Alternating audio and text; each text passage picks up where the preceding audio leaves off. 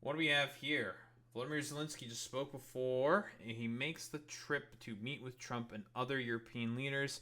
So, right, this is in reference to the meeting that Trump had, the summit with Vladimir Putin, which, as expected, pretty much accomplished, well, absolutely fucking nothing, and just helped to legitimize Putin's position, which is just like, we want to claim the rest of the Donbass in order to recognize our territorial ambitions, and well, that's the position of the fucking Russians, and Trump's just trying to lend credence to that by saying shit like, well, the Ukrainians, they're gonna have to give up some territory if they want a fucking ceasefire. And he basically got completely played like a fucking fiddle by the fucking Russians. Whoa, who would have thought? So, what do we have here? Volodymyr Zelensky has said he has no intention, or Ukraine has no intention of giving up on Donetsk, which makes fucking sense, to be honest, because of the fact that crazy, who invaded the Ukrainians? Oh, it was the Russians. So they want to fight to get all their territory back because the people want to have their fucking territory back. Again, we remember the 1991 fucking referendum, man. Like, even Luhansk and Donetsk, or Luhansk and Donetsk, the two regions in particular that did the whole separatist movement during the 1991 referendum, they voted like about 70 to 80% to stay with Ukraine. Like, so it's fucking nonsense. Europe must stand firmly together. Must be a ceasefire. The conflict needs to be brought to a swift conclusion. Again, the reason why there just has not been a resolution to the fucking conflict and none of these negotiations have been working is because, again, I've said this before and I'll say it again. The Russians and the Ukrainians have irreconcilable positions. Putin's objective is rather simple. He wants to conquer the entirety of the territory. That's what he wants. And the Ukrainians don't want that. It should be pretty obvious why they would not want that. They don't want to be fucking conquered by people they've had a lot of fucking bad blood in history with. Who would have thought? But I don't know. Like, here is Zelensky with Trump doing a presser. What do we have here? What do we have here? To have the president of Ukraine with us. We've had a lot of good discussions, a lot of good talks, and I think progress is being made, very, very substantial progress in many ways. We had a good meeting, as you know. I totally believe believe that. The president of Russia, and I think there's a possibility that something could come out of it. And today's meeting is very important. We have, I guess, the seven very powerful leaders from Europe, and we're going to be meeting with them right after this meeting. And thank you very much for being here. Thanks so much, Mr. President. We'll also take a look at that. Thank you for the invitation, and thank you very much for your efforts, personal efforts to stop killings and stop this war. Thank you. And using this opportunity, many thanks to your wife, because later the United States, she sent a letter to Putin about our children, adopted children, and yeah, so basically, like, we all remember it was a couple months ago, fucking, there was a fight that J.D. Vance picked with Zelensky, and that Trump decided to join in and just have, like, a schizo meltdown about, despite the fact that baby-faced fucking loser and weirdo J.D. Vance has, broadly speaking, no idea what the fuck he's talking about when it comes to this conflict in particular, especially concerning the fact he joined in on politics only rather recently, so I don't expect J.D. Vance to really know much of anything about the complex history and dynamics that are at play with this conflict in particular. So, you know, whoa, J.D. Vance is a fucking charlatan and a moron? I mean, who would have thought such a thing could be possible? Whoa. And he tried to have, like, a schizo conniption on Zelensky, and it was a complete, like, media and diplomatic fucking shitstorm for, I don't know, like, basically no fucking reason. But, you know, as to be expected from J.D. Vance, who's a complete just moron, but whatever. As a result, there was, like, a lot of talks about, like, Ukraine not getting any more fucking weapons from the United States because of just, I don't know, sheer rank idiocy, because these, like, charlatans and buffoons are trying to bully a region and, like, a country into, like, submission to their, like, I don't know, like, mafia, gangster, like, stupid fucking bullshit, like, for lack of a better term.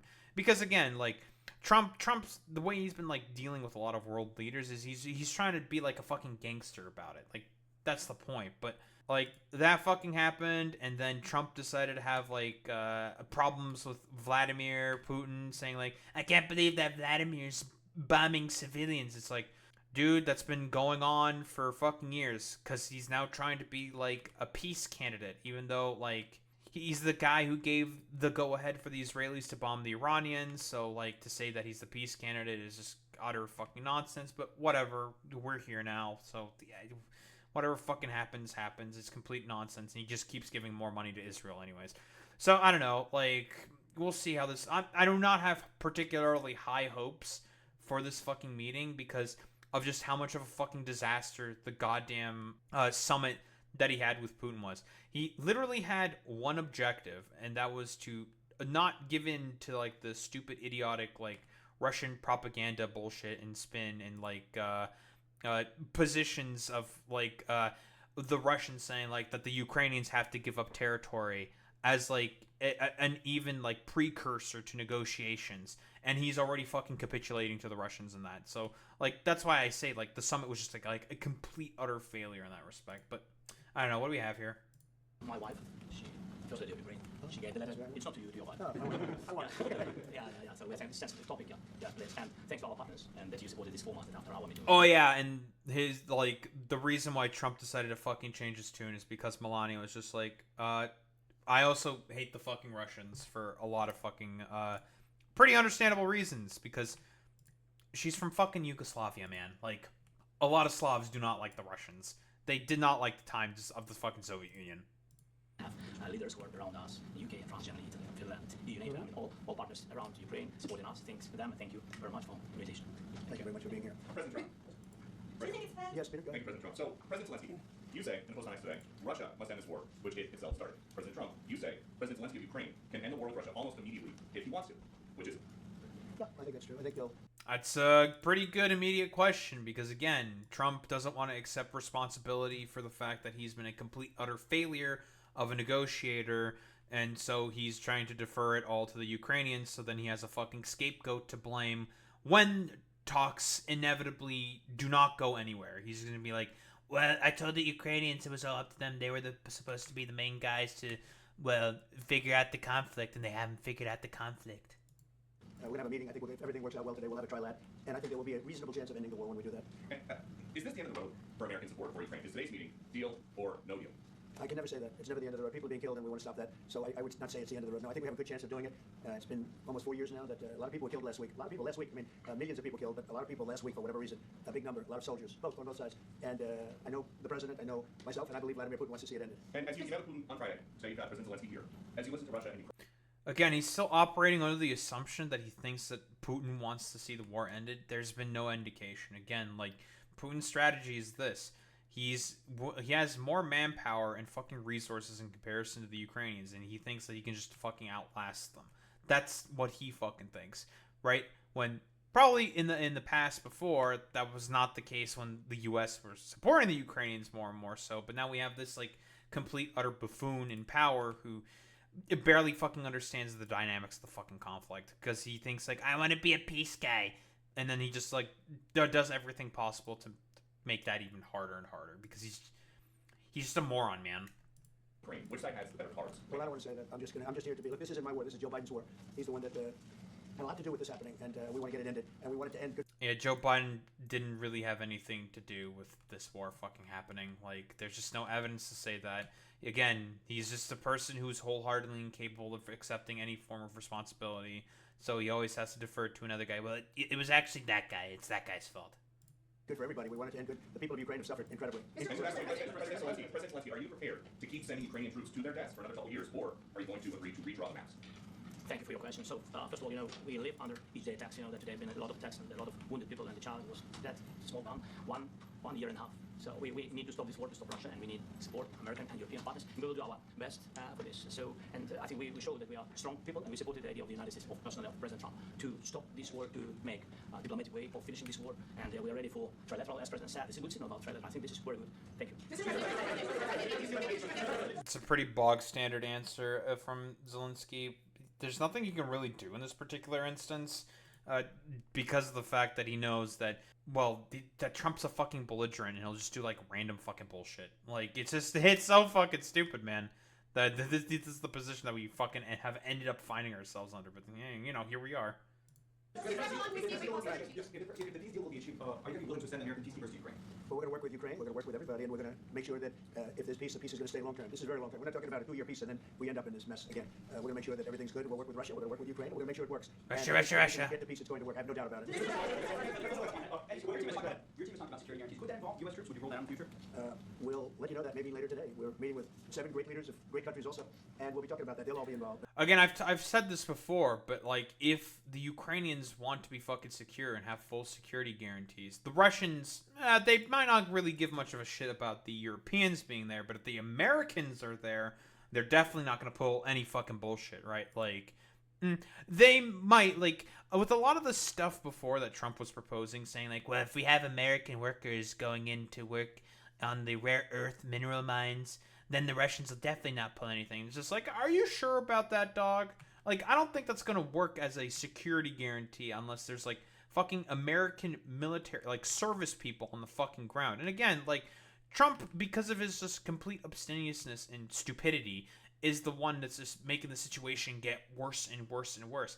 And I also blame Joe Biden for this as well. The Clintonite fucking strategy that Joe Biden decided to adopt to give Ukraine just enough in order to make sure the front line doesn't collapse, but not all the tools they fucking needed, setting a bunch of arbitrary sort of lines saying like, oh, well, Jack, you know, Ukraine, you can't do this or do that. I can't give you permission to do this or do that with our weapons because we're scared of the Russians, yo, even though, like, the Russians have constantly proven themselves since the beginning of the war to be a complete, utter paper tiger of a fucking military, getting owned by tech that was made in the fucking 80s.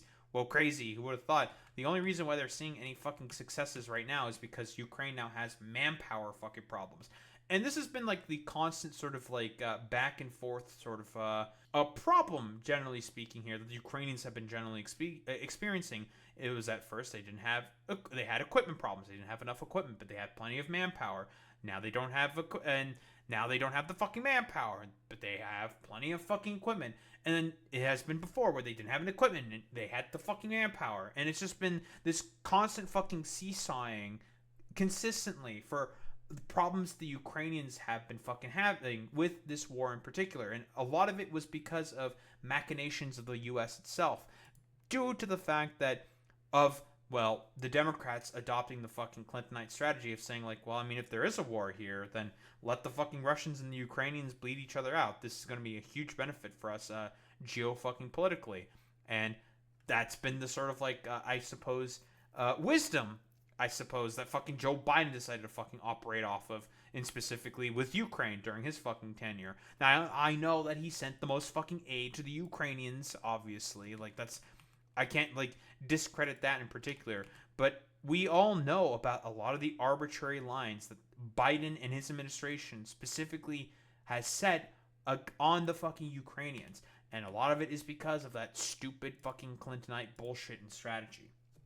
That's what it is, 1,000 fucking %. That's not ridiculous or hyperbolic to say whatsoever. And that's the main fucking goddamn reason why, at this point, with whoa crazy, we've gotten to the fucking position that we're at now. Now Trump is in there, and he barely knows what the fuck is going on half the time, and he's only going to make the fucking situation worse. With legitimizing Putin, and his fucking, wants to claim more fucking territory, is only making the situation much, much worse, because again, we all know the fucking strategy that the Russians are having at this point. They're not interested in negotiations. Putin doesn't want to fucking negotiate. He thinks he can just outlast everyone, and he just wants to get as much fucking territory as possible. That's the fucking point.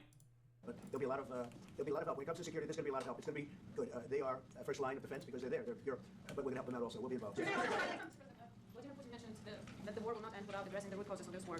Have you had an understanding what are the root causes of this war? Well, look, if the war is going to end, when it ends, I can't tell you, but the war is going to end, and this gentleman wants it to end, and Vladimir Putin wants it to end. I think the whole world is tired of it, and we're going to get. Putin, he doesn't want it to end, but it's okay. Like, otherwise he wouldn't have done that whole pandery sort of like summit that he did to you, man. Like, if he wanted the war to fucking end, he still operates under the assumption that he thinks that Putin wants it to end. No, he doesn't. Like, it's nonsense, man.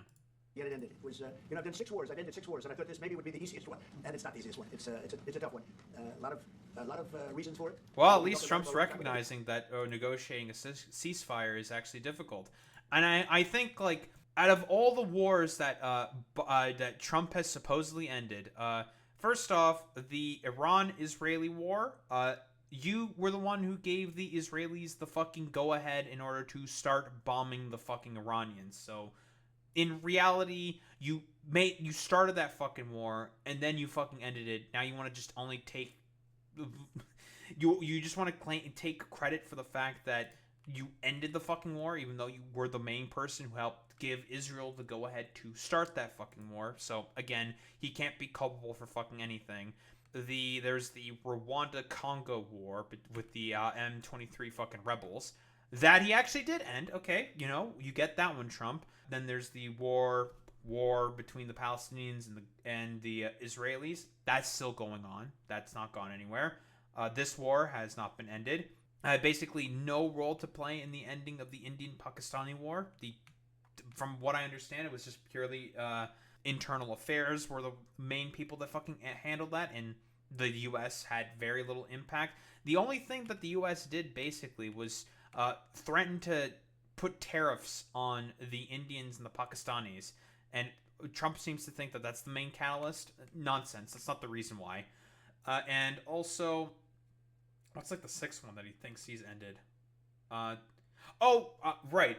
For some reason, he thinks that like the Serbs and the Kosovars were going to have a war, even though it's just like it's just completely made up. There's like no evidence to say that there was going to be a war between the Serbs and Kosovars, right? Like he just said that. He spoke that into being, even though everyone was just like, "Bro, what are you talking about? Like, huh? Old man rambling? Nonsense." So he maybe ended like one war. I'm not counting the Iran-Israeli one. I'm not counting that one. I refuse to fucking count that one because he was the main guy who basically pushed for the fucking goddamn Israelis to, or gave the Israelis the go-ahead in order to do the fucking attacks on Iran. We're talking about the others. Look, India, Pakistan. We're talking about the big places. When you look at, you just take a look at some of these wars. You go to Africa and take a look at that. Rwanda and the Congo, Republic of the Congo. That's been going on for 31 years, and so we've done a total of 6, and we really have 6 not including. The recent stuff's been... What? Huh? What? 31 fucking years? Okay, bro. The fact that we obliterated, and it turned out to be a total obliteration, the nuclear, as you said, the future nuclear capability of Iran. No evidence to suggest that it was completely obliterated, and it's only been a couple months of setback. And this one, I think we're going to get solved also. I feel confident we're going to get it solved. Thank you, Mr. President. Can you tell us about your conversations with European leaders and what they need to see to support an end to the war? Yeah, well, we're going to be meeting with a great representative group and 7 very powerful, very big countries and great people, all friends of mine and friends of yours. And we're going to have some suggestions. They're all friends, folks. President Trump, In the red. President Trump, do you think it's fair for Ukraine and for Russia to achieve a lasting and durable peace if Ukraine cedes its territories that Russia hasn't yet conquered? Do you think it's a fair peace for Ukraine? We're going to have a lasting peace. Just to answer the first part of your question, we're going to have a lasting peace. I hope it's going to be immediately. I That's hope a good question there. And I think people in the whole world is going to be very happy when that's announced. You posted on social media, Mr. President, a very touching letter from the First Lady, and the letter was hand-delivered to President Putin, and it calls for an end to the war, essentially, because of the children and the children's future. Why did the First Lady feel that letter was necessary? Was it because she believes that Mr. Putin is the aggressor in the war? Is a similar letter being hand-delivered to President Zelenskyy? So the First Lady felt very strongly. She's watched the same thing that you watch and that I watch. I see things that you don't get to see, and it's horrible. But when she's got a great love of children, she has a wonderful son that she loves, probably more than anybody, including me. I hate to say it, but she loves her son. She loves children, and she hates to see something like this happening. And that goes for other wars too. I mean, she sees the heartbreak, the parents, the funerals that you see on television. Always funerals. We want to see something other than funerals. No, she felt it was a beautiful letter. It was very well received by him, and she did ask me to say, she would love to see this end. She would love to see it end, and she says it very openly, very proudly, and with great sorrow because so many people have been killed. I find it very funny that Melania is more or less now the main fucking goddamn reason why Trump is having a change of his fucking tune on like the Ukrainians specifically. Maybe Trump secretly is a wife guy. Maybe he is a wife guy. Who knows? Last week, Brian, go ahead, Brian. Yes, sir. I've got a question for you. First of all, President Zelenskyy, you look fabulous in that suit. I said the same thing. Yeah, you look good. I said the same thing. Yeah, I said the one that attacked you last week. I remember Yeah, that. I apologize to you. You look wonderful. No, my first question for you. That's fucking hilarious. The same dude who attacked him before for wearing the fucking suit. It's so fun. The same fucking stupid Newsmax freak. God, it's so fucking clown shoe shit, man. President Zelenskyy. In the same suit. I changed my Maybe yours is better. That's funny, dude. He didn't even change his suit. That's good. Quickly, upon peace, God willing to get peace, are you open to holding an election in your country? Yes, of course. We are open for election, yes. We have to do safety circumstances. And a little bit, we need to work in the parliament, because during the war you can't have elections, but we can do security. We need, maybe, how to say, So again, I don't know why this stupid. I mean, I know why the Newsmax freak is asking that, because one of the points that the far right constantly brings up about Ukraine specifically is, they purport to be like a free and open society, yet there hasn't been elections there for like years. It's like, it's literally written in their fucking constitution, for fuck's sake, that they can't have elections during the time of war, and they're currently at war. Like, I don't know. How many times does it have to be said to these, like, fucking dumbasses and these freaks that, yeah, they're not having a fucking goddamn election because they're still at war. And about 25% of the country, 20 to 25% of the fucking country is under occupation right now. Going to be kind of difficult to have a free, fair, open election if about a fifth of the population is incapable of fucking voting in it. we need the truth, yes, everywhere, the battlefield, the sky, the sea, yeah, to make possible for people to do democratic, open, legal elections. So you say during the war you can't have elections. So let me just say 3.5 years from now. So you mean if we happen to be in a war with somebody, no more elections? Oh, that's good. I wonder what the fake news is. Speaking of news, Wait, I'm curious, but that's not... I love how Trump fucking brings that up, because he wants to do everything possible to not have any more fucking elections within the United States. It's like, dog, the U.S. Constitution and the Ukrainian Constitution are... They're different. They are different. And constructed in differing ways, Trump, you know? There's a reason why there are certain things that are allowed within the Ukrainian Constitution in comparison to the U.S. Constitution, right? Like, differing countries have differing positions on stuff. It's crazy, I know. I got a question for you. This sounds insane for me even to ask this, but do you think the American media really doesn't even want a peace deal? Because they seem to have been so critical of you every step of the way as you lead the charge for peace. It's an amazing phenomenon. I said that if in the settlement you got Moscow, St. Petersburg, and thousands of miles around them, they would say I made a bad deal. The level of hatred and animosity is incredible. Not with all. That's because, I mean, first off, the reason why people are saying that is because people are basing it off of the summit that you just had, buddy. Like, and it was just like a fucking complete glaze fest. Like, are we being for real right now? Are we being fucking for real right now? Dog, you just like sat there, gave Putin the good fucking gluck, the good fucking suck, and you're expecting to receive praise for that? Like, are you serious? Okay, bro. I mean, we have great people up here. We also have terrible people up there that I think are told what to say. But, you know, in solving all of these wars, they don't even write about it. You know, I saw major wars. I saw wars that have been going on for 31, 35, and 37, and a couple of quicker ones. One that was going to go into a full-blown deal very quickly. You know, the one I'm talking about was a big one. But they don't even write about that. No matter what I do, no matter what, and you know, this is everything. Not anything to do with you. It's everyone is against me. Everyone hates me. Why is everyone so mean to me constantly? to your advantage in a certain way. But no matter what I do, no matter what deal I make, from my standpoint, you'll come out good. Maybe President Putin will come out good. But they'll say Trump was absolutely horrible. It's just it. And I've lived with that for a long time. I've lived with it since... Dog, that's because you're the one who keeps constantly saying that you're going to get a fucking deal done. I'm going to get a deal done. You're going to get something done. I'm going to get something done. And it's going to be great. It's going to be wonderful. It's going to be beautiful. And then people look into it and it's just like, wow, this deal is just fucking dog shit. And then you have a fit about it saying like, why are you saying that my deal was bad? Nah. It's just like, because it was a bad deal, man. Like, it was just not a good deal, bro. Just before the first election, I used to get great publicity. Now I get the worst publicity anyone's ever gotten in office. But because you're very unpopular, and people do not like the things that you're doing in office. I won in a landslide, so the people understand. They're the only ones that count ultimately. But I've also had great reporters. I've had journalists that are very good. But it's very sad. People suck my dick, and I like it when people suck my dick. Vladimir Putin came to American soil. This was a tremendous defeat for Donald Trump. No, it was really wonderful that he did it. It was a hard thing for him to do, to be honest with you. It was the opposite of what they said. But they said it. Now, if he didn't come, they'd say that was also bad for Trump. There's no way. And cope. There's just a great dishonesty of the press, and I think that's why it's lost its credibility. You know, its credibility is at an all-time low. We have a thing going on right now in D.C. We went from the most unsafe place anywhere. No, people are not believing a lot of the shit the press says is because they lie about shit like fucking Israel all the fucking time. They push certain fucking talking points. But generally speaking, when the press is reporting on Trump, it's generally quite fucking accurate, and a lot of people believe a lot of the shit they have to say.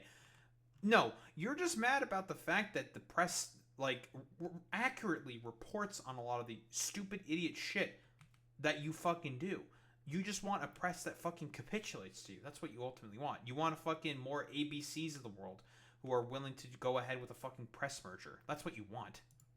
To a place that now friends are calling me up, Democrats are calling me up, and they're saying, "Sir, I want to thank you. My wife and I went out to dinner last night for the first time in 4 years." I don't believe him, by the way. Again, 30-year all-time low in crime in D.C. He's just fucking lying here. And Washington, D.C. is safe. And you did that in 4 days. I'll tell you it's safe. I had another friend of mine, he has a son who's a great golfer, he's on tour. And he came in fourth yesterday at the big tournament where Scotty Scheffler made the great shot. And he said his son is in Washington, D.C. tonight. I said, would you have allowed that to happen a year ago? He said, no way. No way. He said, what you've done is incredible.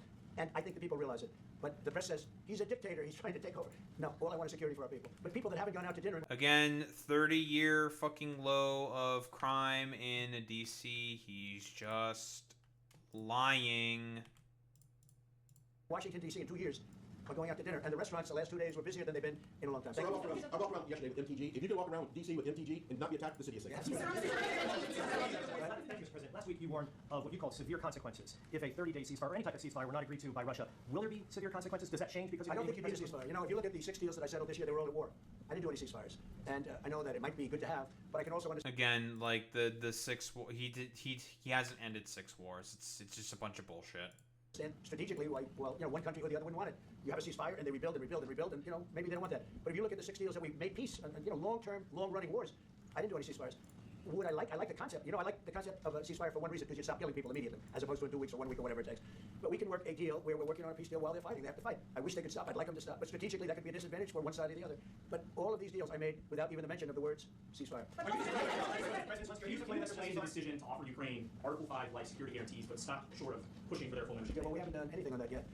If you look back, and you go back long before President Putin, it was always a statement that they would never allow Ukraine into NATO. So that was a statement that was made, but we haven't discussed any of that yet. We're going to be discussing it today, but we will give them very good protection, very good security. That's part of it. And the people that are waiting for us, I think they're very like-minded. They want to help out. I don't believe him, by the way, when he says this. I don't think. I think the Ukrainians are probably going to get completely fucked over in whatever bumblefuck deal that this dumbass fucking negotiates. Like I just don't believe him. I really just do not believe him. Thank you, President Trump. The United States has already given hundreds of billions of dollars to this war effort in Ukraine. At best, it is a stalemate, and the killing continues. So, President Trump, how much more is the United States willing to give Ukraine? And President Zelenskyy, how much more do you want? Well, I'll start off just by saying we're not giving anything now. We're selling weapons. This is something before, I guess the number is well over $300 billion. That was under Joe Biden, a corrupt politician, not a smart man. Never was. By the way, go back 40 years. He was not a smart man 40 years ago either. But now he's in particular bad. This was done by a corrupt... Coming from the dude who's incapable of, like, even having the reading comprehension of a fucking 5th... Okay, bro. Administration that shouldn't have been in, and if the... Joe Biden! If the right results of the election were given, if I were president, this war would have never taken place, and he would have been very happy, because he would have liked to have seen. I mean, they went through hell. He went through hell. This war would have never happened, and the people that were killed, a couple of million people, a lot of people were soldiers and everything else, and the people that have been displaced and forced into other areas and other countries because of what's happened, none of that would happen. And I'm just saying that... Again, Kurt Strait incident happened under Trump. He did basically nothing to stop the fucking separatists from attacking Ukraine. And he's the one who first started fucking sending weapons to the Ukrainians. Again, Trump, you have about as much culpability as Joe Biden, as anyone else, in terms of sending arms and weapons to the fucking Ukrainians. Like, you have about as much blood on your hands, I suppose, and I guess in this, like, position that he's having. I don't even, like, who knows what the fuck he's even exactly saying here. It's just complete nonsense. Like, dog, you have also have plenty to do with the participation that you have had in this fucking war, okay? Like, you're no fucking angel either, buddy. He was a horrible president. Whether it was the borders or this, he was just a horrible, corrupt president. I can't thank so much. First of all, we have the possibility now to buy weapons from the United States. We're thankful for this program and this opportunity. We're thankful for Europe. They pay for this. And through NATO program for Trump and etc. We have some programs where we can have some money to finance this. And this is a part, I think. It's not a part for the war and to defend us. It also will be a part for security guarantees. To strengthen our army, to rearm Ukrainian army. This is very, very important. And it depends how much money we need to rearm. For example, the question of air defense, we spoke about it with President Trump. And I'm happy that we have now bilateral decisions and we work on it with production, American production. Nobody in Europe has so many air defense like Patriots, for example. We need it very much, and this is also about defending. But, you know, I think the thing is we make the best military equipment in the world by far. You mentioned the Patriots. How good are they? Systems, we have systems. They're literally 100% foolproof, and it's really like shooting 2 bullets. You know, 2 bullets hitting each other in the air in a space like this. The chance is 100%. It's 99 to 100%. So we sell the equipment to NATO, and NATO does what I don't know what the arrangement is that you have with, but I know that they want you to have the equipment, and we're getting the best equipment. Wait, hold on. I don't understand. You don't understand what the fucking arrangement you have is, but dog, didn't you fucking arrange this? Again, the only reason why he has the particular arrangement that he has with NATO is because he wants to have, like, some form of, like, plausible fucking deniability to be like, well, in case like anything fucks up, he's just like, well, I sold the things to NATO and I did all the fucking stuff. Like, I don't want to be responsible for any of this. It's all about shirking responsibility. That's the point. Which is, again, for a guy who purports to want to be as strong and as tough of a fucking leader as possible, this is some really fucking weak-minded fucking bullshit here that Trump is constantly pulling. But they pay us for the equipment. Under Biden, it was just crazy what was going on. I believe the number is over 300. I think it could be $350 billion. Again, like, why do you care about giving away like $350 billion of mostly old equipment that was going to be decommissioned that is less expensive to just sell to the fucking Ukrainians instead of fucking decommissioning it? But again, he doesn't understand that because he doesn't know what the fuck he's talking about. He just doesn't know any of this fucking stuff. Like, you can just sell the old equipment that you have to the Ukrainians, and guess what? You're going to have some fucking use out of it instead of like decommissioning it. Instead, a lot of the stuff that was given to Ukrainians was slated for that, and it is less expensive to just give it to them. Right? That's how it works. But again, this guy doesn't have any fucking like understandings or like thoughts or ideas for as to how any of this stuff works. He doesn't know what he's fucking talking about. He just like goes up there, says random bullshit. It's just like, oh, I totally know what I'm doing, folks. Like, literally, I'm just like, I'm the greatest and the best. I know how to do everything. My brain is so large, it's so big. I totally know about everything. And it's just like, no, man. Like, the American taxpayer is saving money when you send all that fucking equipment, old equipment that's about to be decommissioned to the Ukrainians. It's just complete fucking nonsense, man. Worth of equipment and money and everything else. And we've made more progress in settling this war in the last 2 months than they made in 4 years. This should have been settled a long time ago, but it should have never happened. Yeah, buddy, you literally yourself even said that you think you're getting strung along by the Russians. And you think you're making fucking progress? Okay, bro.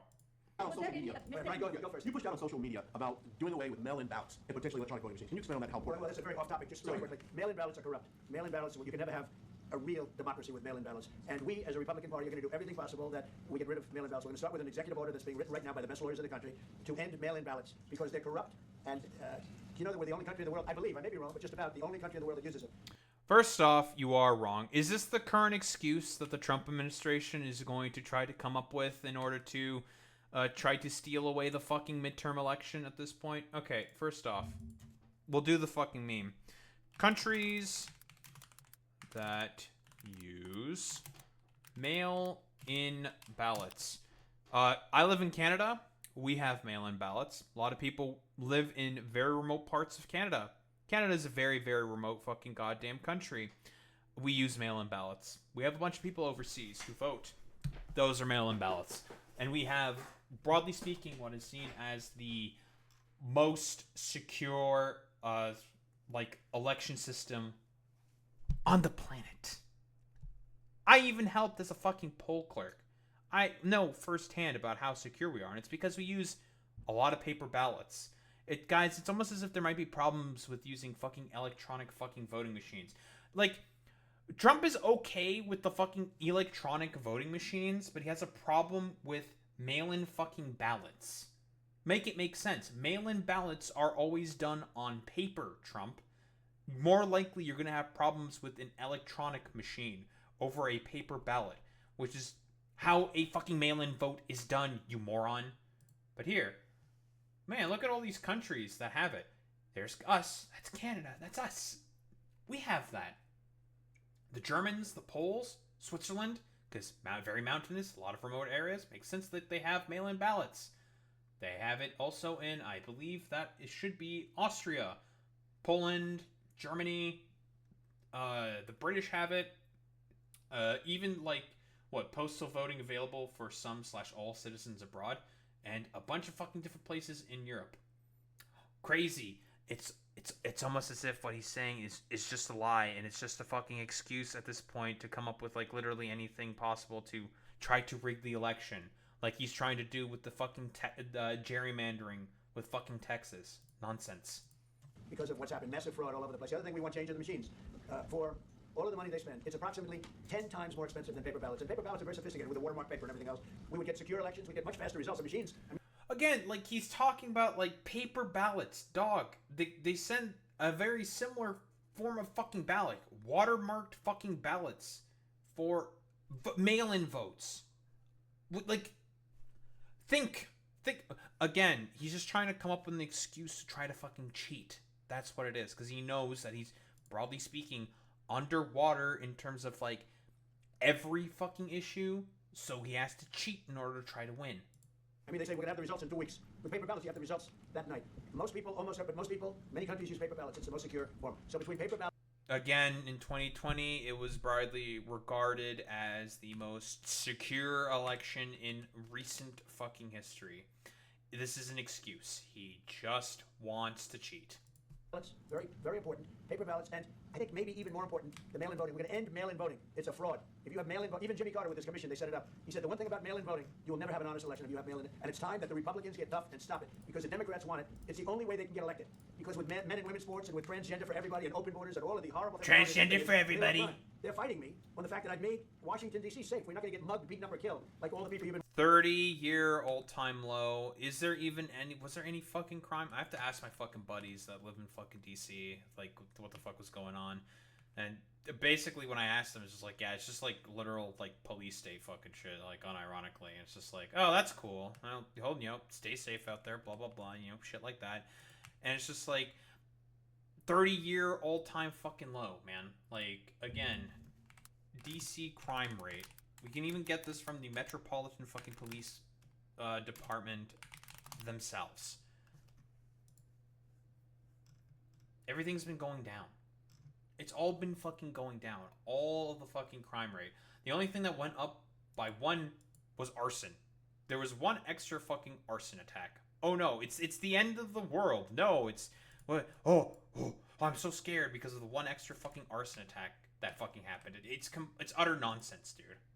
Been watching get so badly hurt. I'm glad. I hate to take your time with this, but I'm glad you asked me that question. We're going to stop mail-in ballots because it's corrupt. When you go to a voting booth and you do it the right way, and you go to a state that runs it properly, you go in. They even asked me. They asked me for my license plate for identity. I said, I don't know if I have it. They said, sir, you have to have it. I was very impressed actually.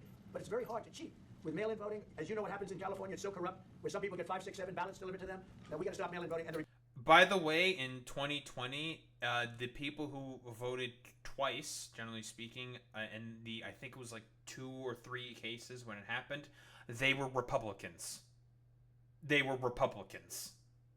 Republicans have to lead the charge. The Democrats want it because they have horrible policy. If you have mail-in voting, you're not going to have many Democrats get elected. That's bigger than anything having to do with redistricting, believe me. And the Republicans have to get smart. We're not going to have a country. I said for a long time at rallies, you need borders and you need free and fair elections. Those 2 things. Otherwise, you don't have. We have strong borders now. In 90 days, Mr. President, we didn't have 0, 0, and 3 months. Not 1 person came in illegally into our country. In fact, even I find that hard to believe, but it's run by a little bit of a liberal group that put out the numbers, so I guess it's... But 0, 0, and 0. You go back a year ago, 2 years ago, 3 millions of people poured into our country. It was terrible. Thank you very much. He's just lying again. Let's bring up the fucking TPS statistics. Whoa, Biden just extended fucking TPS protections for about 1.2 million fucking migrants. Like, that's literally it. Hey, Trump, again, I'm going to say this again. Why was this massive influx of about 700,000 Venezuelans coming into the country? Here's a funny little thing called the 2019 Venezuelan uprising attempt. Hey, 2019, that's your fucking first term, big dog. Again, he tried to do a fucking coup in Venezuela with Juan Guaido and 3 other dudes in a fucking trench coat. Got spotted out by some fucking Venezuelan fishermen, for fuck's sake. He got mad and salty about his pathetic-ass coup attempt failing miserably. Whoa, crazy. And then he decided to slap sanctions on the Venezuelan economy specifically, made the economy go into hyperinflation, and as a result, a bunch of people left the country. Whoa, and they left to America because it is a more secure, safer country. Dog, you're the one who caused the fucking Venezuelan migrant sort of wave that happened in the United States. That's all you, buddy. That was all you, bud. What security guarantees do you need from President Trump to be able to make a deal? Is it American troops, intelligence, equipment? What is it? Everything. And it includes 2 parts. First, strong Ukrainian army. That's what I began to discuss with your colleagues. And it's a lot about weapon and people and training missions and intelligence. And second, we will discuss with our partners. It depends on the big countries, on the United States, on a lot of our friends. And Mr. President, are you make American troops do that NATO-like protection in order to get President Zelenskyy to a deal today? Well, I don't know if you define it that way, but NATO-like, I mean, we have people waiting in another room right now. They're all here from Europe, biggest people in Europe, and they want to get protection. They feel very strong. Because what is the point of having a NATO-like protection when you can just put the Ukrainians into NATO? and they would have Article 5 protections. Why have this secondary step for no reason?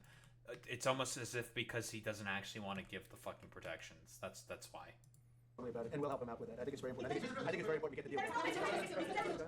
You've been involved with the peacekeeping in Ukraine since your first day of the administration. What would you say to the Ukrainian people right now who are suffering under the Russian attacks and hoping that the American people will stand with them? Well, I know Ukrainian people. I've known many over the years. They're great people. They're smart. They're energetic.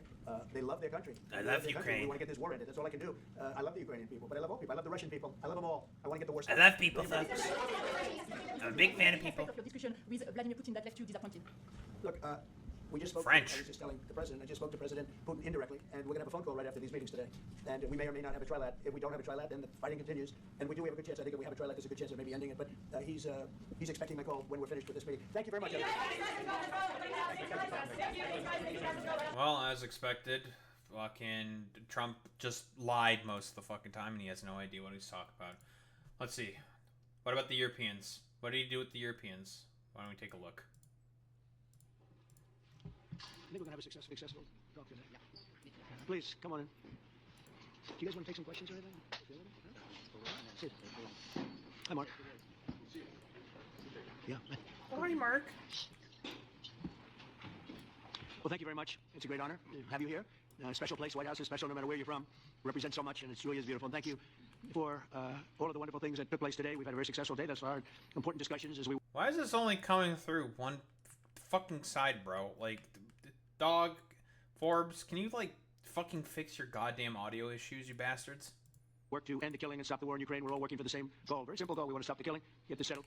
I've just had the honor of being with President Zelenskyy and all of the discussions that we've had. We covered a lot of territory. And I spoke indirectly with President Putin today. We're going to call President Putin right after this meeting. I'm sure we're going to have a solid meeting, maybe a great meeting, and we're going to try and work out a trilat after that and see if we can get it finished, put this to sleep, because this is not since the Second World War has there been anything like this. So I'm honored to welcome NATO Secretary General Mark Rutte, who's a great gentleman, great political leader in Europe generally, but now he's the NATO Secretary General, and you're doing a fantastic job. Thank you very much, Mark. Prime Minister Starmer of the United Kingdom, our friend and my friend, and doing really well, and people like him a lot. We all like him. Everyone knows President Macron of France, who's been with me from the beginning, one of the first people I met as a foreign dignitary, and I liked him from day one. And I like him even more now. That's pretty good. That's unusual. That's a pretty unusual thing. Prime Minister Meloni of Italy, who's a really great leader and an inspiration over there. She's served now, even though she's a very young person, she's served there for a long period of time relative to others. They don't last very long. You've lasted a long time. You're going to be there a long time. Chancellor Merz of Germany, who is a very strong person and a very strong leader and very highly respected in Germany. And he's my friend, and it's an honor to have him as my friend. Thank you very much. Very good. You look great with your tan. Where'd you get that tan? I want to get a tan like that. President Stubb of Finland, and he's somebody that, where are we here? Huh? Where? Oh, you look better than I've ever seen you look. But you... I'm not, okay, just like a quick fucking sort of aside here. Is it me, or does he seem really fucking low energy? Like, he seems really, really fucking tired and low energy. Like, more than fucking usual, right? Like, is that just me? I don't know if that's just me. Done a great job, and we wanted to have you here because you're somebody that we all respect, and you've had a lot to do with the success, I think, and the potential success, and thank you very much for being here. We appreciate it.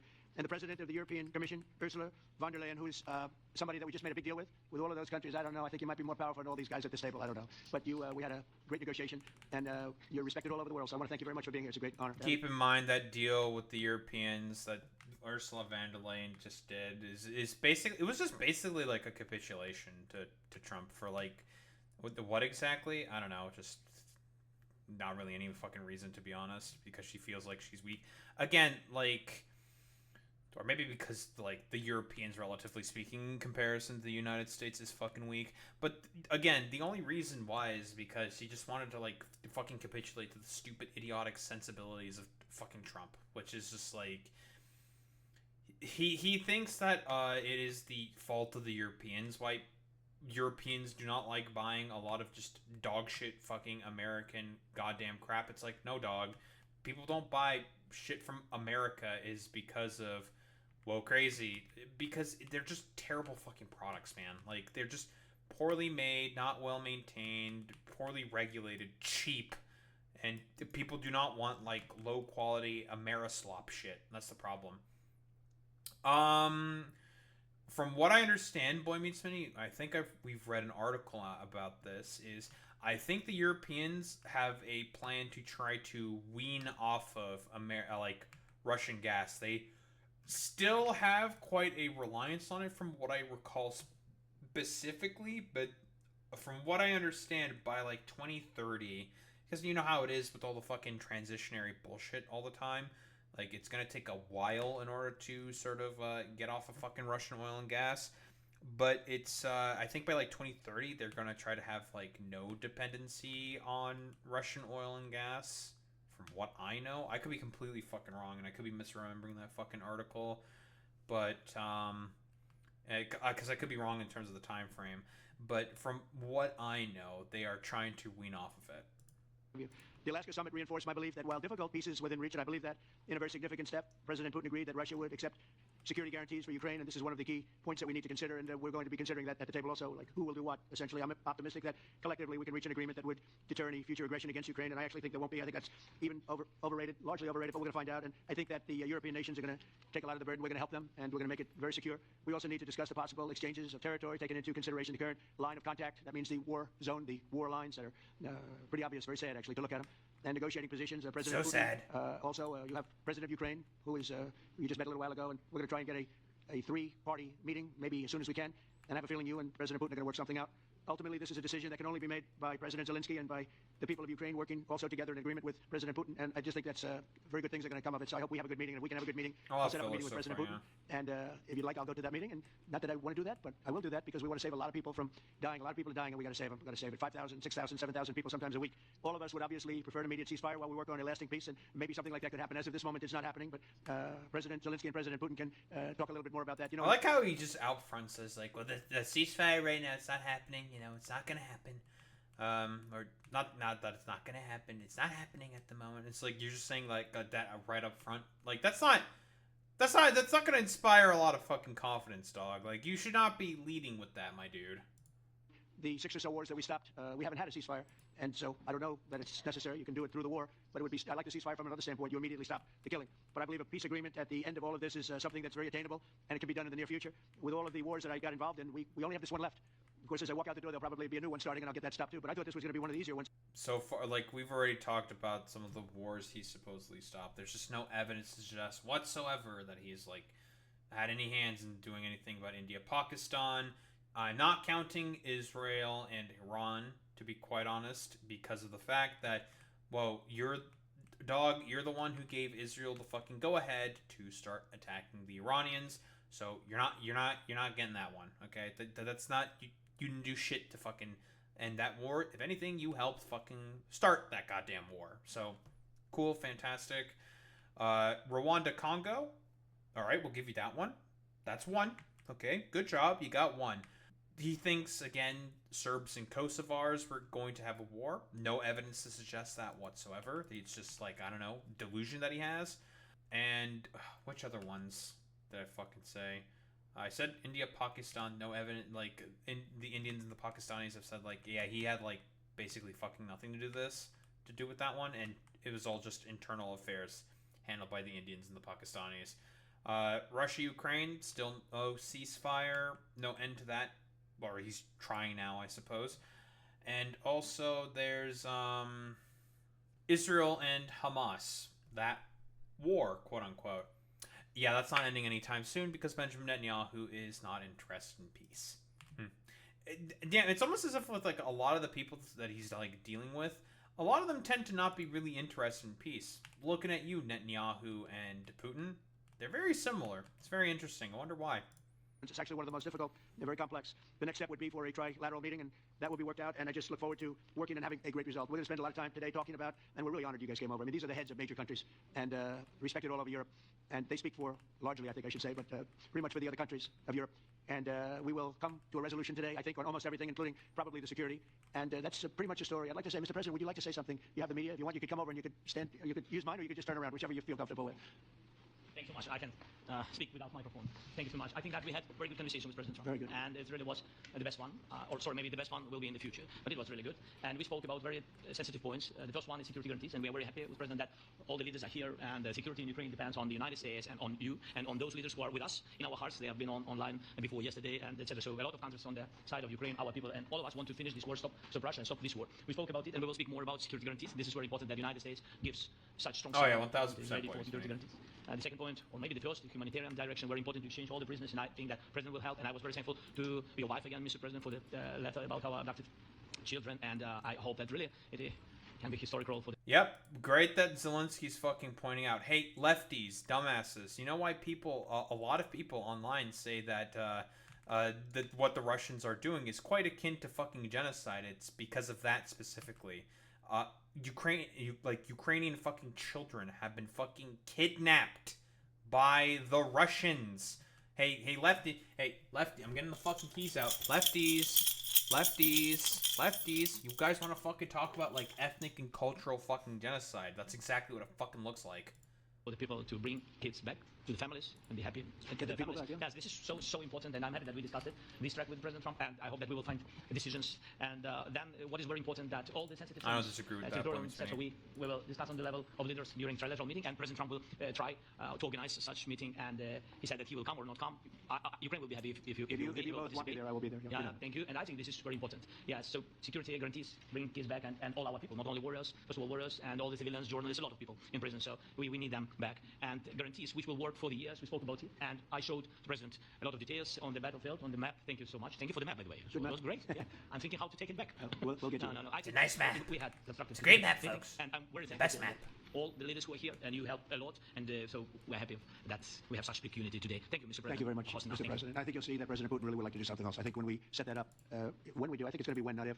I think you're going to see some really positive moves. I know there's over 1,000 prisoners, and I know they're going to release them. Maybe they're going to release them very soon, like immediately, which I think is great. But we're going to set that up today after this meeting. So very good and great remarks. I appreciate it. Mark, as head of NATO, maybe you can say a few words. Yes, I will be very brief. I really want to thank you, President of the United States, dear Donald, for the fact that you, as I said before, broke the deadlock, basically with President Putin by starting that dialogue. And I think it was in February that you had the first phone call, and from there we are now where we are today.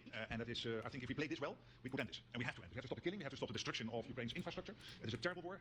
So I'm really excited, and let's make the best out of today and make sure that from today onwards we get this thing to an end as soon as possible. I really want to thank you for your leadership, what you are doing for London, but of course also all the European colleagues. It is really crucial, and the fact that you have said I'm willing to participate in security guarantees is a big step. It's really a breakthrough, and it makes all the difference. So also thank you for that. Well, NATO also has agreed from 2% to 5%, which is something that is a massive amount of money, and it's 2% that wasn't always paid to 5% that is paid. That's a big difference, and so we appreciate that. That's a great move. Thank you very much. Ursula, maybe on behalf of the Commission, you could say a couple of words. Thank you very much. It's a pleasure to be here. It's a very important moment. Indeed, we are here, Europeans as friends and allies. We had a fantastic NATO summit. Together as the two largest and biggest economies in the world, we had the largest trade deal ever agreed. And now we are here to work together with you on a just and lasting peace for Ukraine to stop the killing. This is really our common interest, stop the killing. And indeed, it's very good to hear that we're working on the security guarantees, Article 5 life security guarantees, so important. But I want to thank you also that you mentioned the thousands of Ukrainian children that have been abducted. And as a mother and grandmother, every single child has to go back to its family. This should be one of our main priorities also in these negotiations, to make sure that the children come back to Ukraine to their families. Thank you, and we did. I was just thinking we're here for a different reason, but we just a couple of weeks ago made the largest trade deal in history, so that's a big thing, and congratulations. That's great. Thank you very much, Ursula. Mr. Chancellor from Germany, a very great leader. Mr. President, many thanks for having us today. I think this is extremely helpful that we are meeting and hearing that the two of you are having such a good meeting today here in Washington. The next steps ahead are the more complicated ones now. The path is open. You opened it last Friday. But now the way is open for complicated negotiations. And to be honest, we all would like to see a ceasefire, the latest from the next meeting on. I can't imagine that the next meeting would take place without a ceasefire. So let's work on that, and let's try to put pressure on Russia, because the credibility of these efforts we are undertaking today are depending on at least a ceasefire from the beginning of the serious negotiations from next step on. So I would like to emphasize this aspect. And so far, it's just a bunch of fucking filler here. You know, just not really much going on here. Would like to see a ceasefire from the next meeting, which should be a trilateral meeting wherever it takes place. Well, we're going to let the president go over and talk to the president, and we'll see how that works out. And if we can do that, I will say, and again I say it, in the 6 wars that I've settled, I haven't had a ceasefire. We just got into negotiations, and one of the wars was, as you know, in Congo was 31 years long. Another one that we settled last week with 2 great countries was 35 years going on. We had no ceasefire. So if we can do the ceasefire, great. And you know, I like, by the way, like, which fucking guy? I'm so curious. Trump ceasefire, war going on 35 years. I like which like what the fuck does it even mean? Did Trump stop 6 wars, right? Like Egypt and Ethiopia? I have not heard anything about this. So there's Serbia and Kosovo, right? But that's like complete nonsense. That's bullshit, right? So that's the only one is Congo and Rwanda. Oh, Cambodia and Thailand. That's right. Yes, there was something about what's going on with Cambodia and fucking Thailand. That's correct. From what I understand, there was like some border tensions that were going on between the Thais and the Cambodians, right? Like that's the only thing that I'm really aware of. There was like some tensions, but like nothing really seemingly was about to play out. Like, like I don't know. Yeah, there was mostly just like tensions, from what I know. If we don't do a ceasefire, because many other points were given to us, many points were given to us, great points. Please, Georgia, go ahead. Well, thank you very much, Donald, Mr. President, for hosting us today in this important meeting. And I think it is an important day, a new phase, after 3 years and a half, that we didn't see any kind of sign from the Russian side that there was a willing for dialogue. So something is changing, something has changed, thanks to you, thanks also to the stalling in the battlefield, which was achieved. Also, yeah, they like all the motherfuckers here have to just like fucking glaze him, because if they don't fucking glaze him, he'll just have like, I don't know, a fucking meltdown and be like, no, actually, no, I am doing everything possible to make everything better. I'm doing such a good job. Everyone has to praise me and give me adulation because I'm so good. I'm such a good president. I'm so good at this, folks. With the bravery of Ukrainians and with the unity that we all provided to Ukraine. And the reason why I mention it is that we also have to remind that if we want to reach peace and if we want to guarantee justice, we have to do it united. So that's why it's a very good day, the one we are in. You can obviously count on Italy as it was from the beginning. We are on the side of Ukraine and we do absolutely support your efforts towards peace. We will talk about many important topics. The first one is security guarantees, how to be sure that it won't happen again, which is a precondition of every kind of peace. I'm happy that we will discuss about that. I'm happy that we will begin from a proposal, which is the, let's say, Article 5 model, which was Italian at the beginning, so we are always ready to bring our proposals for peace, for dialogue. It's something we have to build together to guarantee peace and to defend the security of our nation. So thank you, Mr. President, for hosting us. Thank you very much. Emmanuel? Thank you, Mr. President, for organizing this meeting and for your commitment. And everything was said, but I just have to say here, everybody around this table is in favor of peace. And we work very hard, and we've worked very hard in the past few years to have a peace which is a robust and long-standing peace. This is why the idea of a trilateral meeting is very important, because this is the only way to fix it. And by the way, I think as a follow-up, we will need probably a quadrilateral meeting, because when we speak about security guarantees, we speak about the whole security of the European continent. And this is why we are all united here with Ukraine on this matter. In order to organize such a trilateral meeting, your idea to ask for a truce, or at least to stop the killings, as we discussed, is a necessity. And we all support this idea. And in order to have such a long-standing peace for Ukraine and for the whole continent, we do need security guarantees. And the first one is clearly a credible Ukrainian army for the years and decades to come. And the second one is our own commitment to office. And we worked very hard in the past few months among the coalition of the winnings with the support of NATO to build the different pillars of security guarantees and our commitments. And you can be sure that Europeans are very lucid about the fact that they have their fair share in the security guarantees for Ukraine, but their own security is clearly at stake in this situation. So you can count on us, as we can count on you, in order to deliver this robust peace for both Ukraine and Europe. Thank you very much, Emmanuel. Mr. Prime Minister? Thank you very much, Mr. President, and thank you for hosting us here. Can I start where Emmanuel started, which is we all want peace.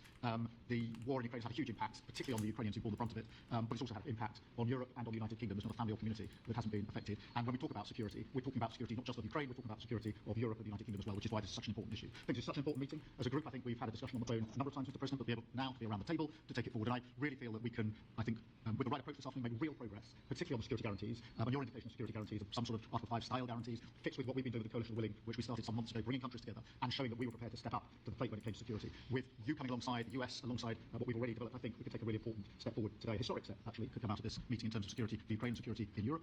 I also feel that we can make real progress towards a just and lasting outcome. Obviously, that has to involve Ukraine. A trilateral meeting seems the sensible next step, so thank you for being prepared to take that forward, because I think if we can ensure that that is the progress out of this meeting, both security guarantees and some sort of progress on trilateral meeting of some sort to bring some of the difficult issues to a head, then I think today will be seen as a very important day in recent years. I can't really disagree with their story, girl. And so far, nobody's been able to bring it to this point, so thank you for that. Well, thank you very much. And it's very interesting because it's the first of the White House. You can't say that very often. We've seen a lot over the years, over the since 1799 to be almost exact. But this is the first where we've had so many prime ministers, presidents, the heads of European nations. And by the way, Alex, I'd like you to say a couple of words too. You're a young, powerful man. Before I finish up, I want you to say a couple of words. Go ahead. I'll take the notion of youth back to my wife and try to convince her. Thank you very much, Mr. President. I think in the past 2 weeks, we've probably had more progress in ending this war than we have in the past 3.5 years. And I think the fact that we're around this table today is very much symbolic in the sense that it's Team Europe and Team United States helping Ukraine. And the progress that we're looking out of this meeting is about the security guarantees, which are a big part of this. And then, of course, moving towards a process with a trilateral meeting with you and President Putin and President Zelenskyy. Some of the international media might wonder, why is the President of Finland here? I think the reason is probably that we might come from a small country, but we have a long border border with Russia, over 800 miles. And we, of course, have our own historical experience with Russia from World War II, the Winter War, and the War of Continuation. And if I look at the silver lining of where we stand right now, we found a solution in 1944, and I'm sure that we'll be able to find a solution in 2025 to end Russia's war of aggression and find and get a lasting and just peace. The situation is very difficult, but that's why we're here. Thank you, Alex, very much. Good job. So we're going to be meeting for a while, and we're going to discuss some of the Great issues. job, folks. And I don't think there's any issue that's overly complex. It's at a point now where people want to do things. I really do believe, I've known him for a long time. I've always had a great relationship with him. I think that President Putin wants to find an answer too. And we'll see. And in a certain period of time, not very far from now, a week or 2 weeks, we're going to... Yeah, you keep having that faith there, buddy. Yeah, Putin definitely wants to find a solution to this conflict. Yeah, totally, bro. Whether or not we're going to solve this, or is this horrible fighting going to continue, we'll do the best to get it ended. And I believe you have two willing parties, and usually that's good news, but two willing parties that want to make a deal. And we'll journey together, and we'll go over, and we'll see if it can be done. And it's possible it might not be able to be done. On the other hand, it's possible it will. It will save thousands and thousands of lives a week. And so it's something we really have to do. You're going to save so many people. That's all you can do. You can give it your best. But I think we may have a very good outcome. So I want to thank you all, and the media, I want to thank you. We're going to be staying here for a little while. Then we're going to walk over to the Oval Office, and we're going to have another little discussion about similar matters. And then they're going to go home to their great countries and report. And I'm going to remain here and work, and you're going to go and work. We're all going to be working. We may be in a different location, but that's what we know how to do is work. But I want to thank the media's been actually very fair, generally speaking, very fair. I think it's important that they're fair because this is a very important subject. We have to get it ended. They And haven't that's been why we ask for shit-talking fairness in me the on media. that Thank you all very much. much. Appreciate it. Thank you very much. Alright, that was mostly just a bunch of fucking filler. So, again, I guess really the only thing that was important to focus on was just the interview that he had with Zelenskyy, where he basically pushed out utter fucking lies, a bunch of fucking nonsense. The 6 wars that he brought an end to, again, like, most of them he just, like, started or had, like, really nothing to do with. And I suppose, like, I guess we just have to wait and see exactly what's going to be talked about, broadly reported within the fucking media before we go anywhere. Like, I really do not see this going anywhere in particular because of the fact that he legitimized a lot of, like, the Russians' positions with that fucking initial summit that he had with, with Putin, right? Like, basically, like, giving him some fucking credence, calling him an honest negotiator when throughout the whole time of this fucking complete utter nonsense going on, he has never been a fucking honest negotiator. Nothing that Putin says should be fucking trustworthy or fucking believed in. And we saw the fucking summit, dude. It was just a complete, utter fucking glaze fest that he gave to fucking Putin. Because of the fact that Putin decided to tug on his little fucking heartstrings in terms of, like, these stupid, idiotic conspiracy theories that he fucking believes in. He got manipulated the whole fucking time, okay? It's nonsense. The idea that these motherfuckers believe, like, yeah, actually, totally, like, Putin is a totally honest negotiator and someone who should be fucking believed. It's not, that's fucking nonsense, bro. Like, you're getting played like a fucking fiddle and you don't want to recognize it because you're just a bunch of, like, delusional, idiotic fucking morons. That's what it actually fucking is. Like, it's just pure fucking cope from these people. So, you know, as expected, I mean, is something actually going to go forward here? I don't know. Maybe. Who the fuck knows? Like, if I were to take a bet, like, Putin is not an honest actor. Trump is capitulating right there by believing that he is an honest actor. There's no reason to believe that he's a fucking honest actor because, again, Putin, similar to Netanyahu, has been the main guy who's been standing in the way of a fucking peace negotiation, of a deal potentially being worked through. So again, don't give me any of this fucking bullshit by, like, I think he's, like, totally honest, he's totally believable, and I think we're actually going to work something out here. It's like, no. That's complete, utter fucking nonsense. Pure cope, as expected from the fucking goddamn Trump administration. So, like, if something happens, it happens, whatever. Like, it's probably going to be the Ukrainians who end up having to bear the brunt of all this, and some other fucking bullshit might fucking happen. Who knows? What I think is likely going to happen is that Putin wants to fucking play along with this to try to, like, sate Trump's ego, and then is probably not going to agree to really much of anything. So, I don't know. Like, I don't think this is going to fucking work out. Because, again, like, territorial concessions were already being offered up, right? Trump was already capitulating to a bunch of fucking Putin's demands. And knowing Putin, he's just going to be like, well, no.